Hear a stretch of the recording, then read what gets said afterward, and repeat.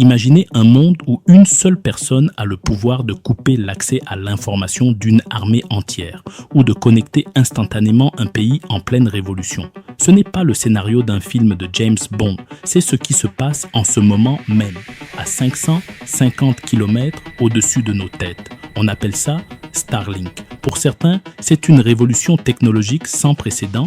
Pour d'autres, c'est l'arme la plus dangereuse jamais mise en orbite. Aujourd'hui, on plonge dans le plan secret d'Elon Musk pour contrôler l'Internet mondial. Pour comprendre le séisme Starlink, il faut comprendre une chose, la distance. Les anciens satellites Internet tournent à 35 000 km d'altitude. C'est loin, c'est lent et le signal met une éternité à faire l'aller-retour. Elon Musk, lui, a décidé de tapisser l'orbite basse, à seulement 550 km. Résultat, une vitesse incroyable. Mais le vrai secret, c'est la communication laser. Les satellites se parlent entre eux dans le vide sans avoir besoin de stations au sol. Starlink ne survole pas les frontières, il les ignore.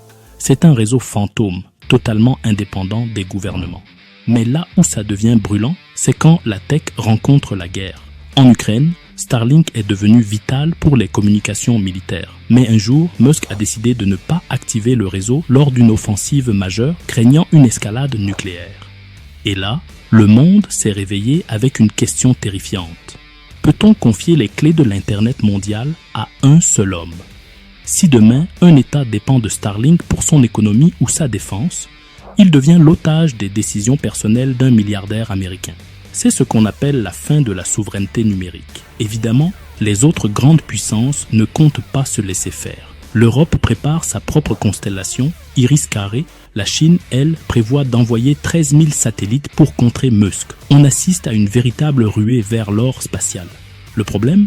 L'orbite terrestre commence à ressembler à une décharge. Si on continue, un seul accident pourrait créer une réaction en chaîne de débris, rendant l'espace totalement inaccessible pour les siècles à venir.